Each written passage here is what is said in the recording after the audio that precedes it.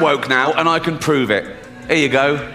I love illegal immigrants. Yeah, sue me now. Sometimes I go down to Dover for the day, right? And I look out, right? I look for a boat, and I see a dinghy with about 60 of them, and I go over here, like, right?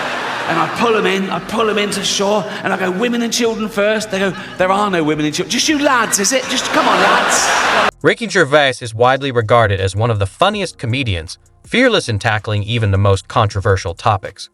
People admire him not only for his boldness, but also for his sharp wit, impeccable timing, and ability to blend humor with thought-provoking insights. It's this unique combination that truly sets him apart. Tried to watch a bit of it, and I decided I'd rather watch Louis C.K. masturbate.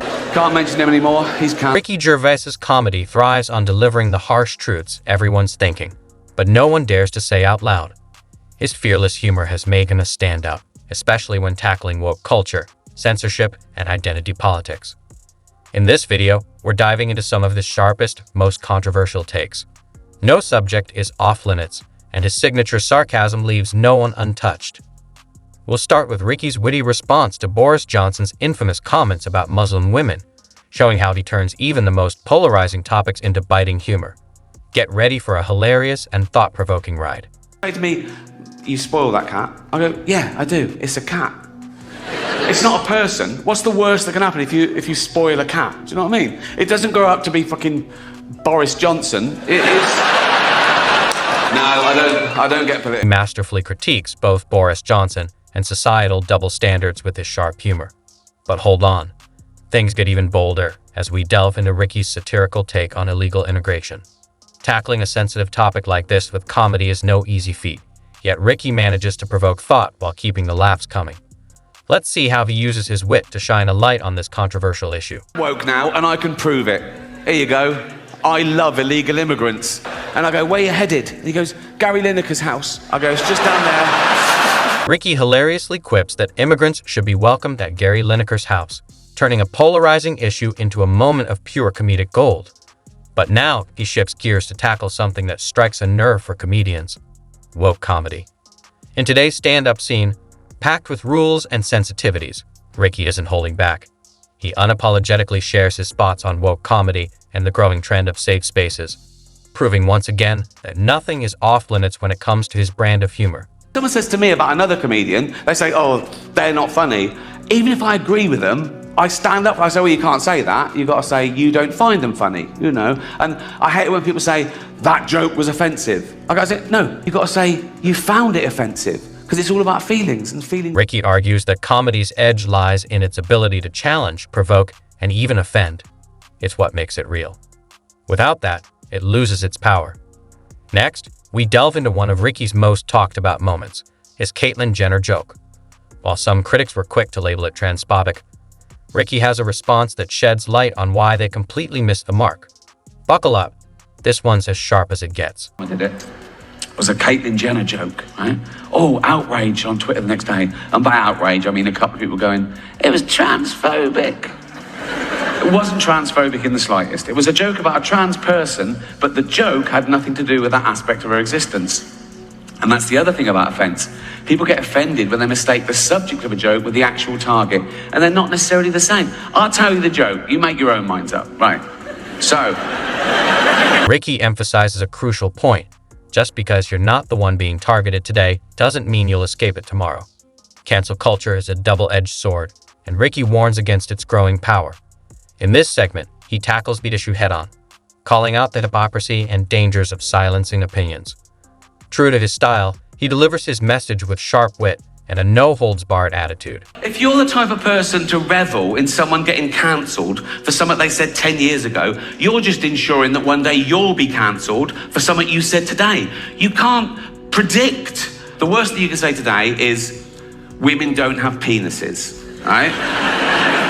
Now, no one saw that coming. Ricky dives into the complex and ever-evolving conversation surrounding gender identity, offering a humorous yet thought-provoking take on the subject.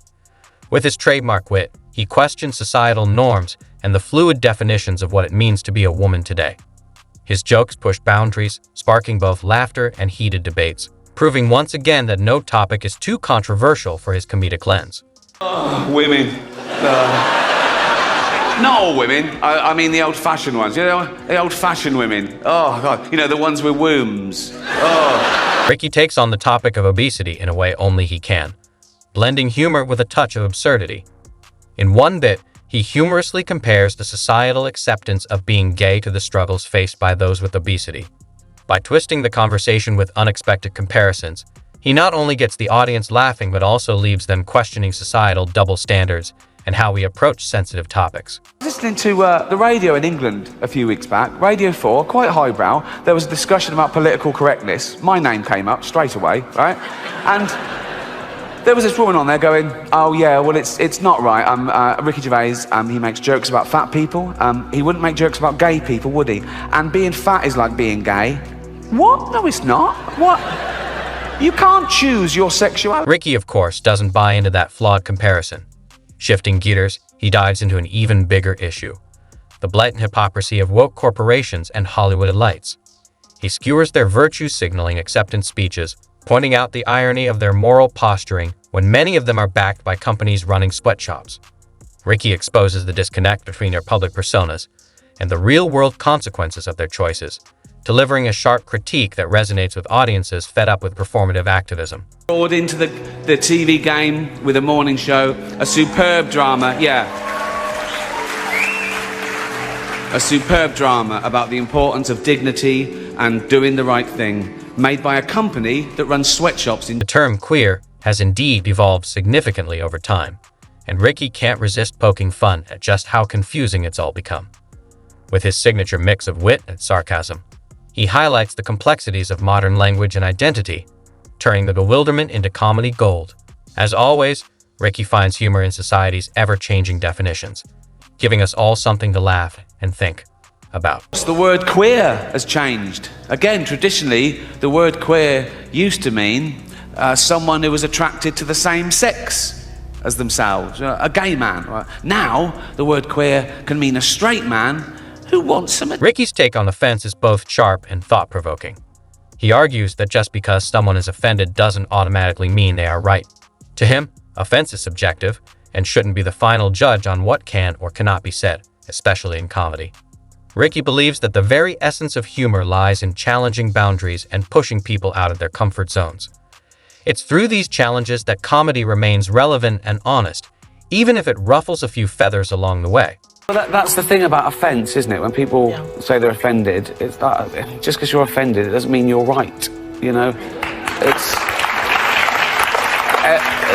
offence is about feelings, and feelings are personal. Gervais remains unbothered by the backlash his Netflix special Supernature generated. While critics and online voices criticized his daring jokes and controversial topics, Ricky's response is simple: he doesn't care. For him, comedy is about freedom of expression, and if people are offended, that's part of the deal. His confidence in pushing boundaries without apology is what makes him stand out. He's not afraid to tackle tough topics, and as always, he's unapologetically himself, regardless of the reaction.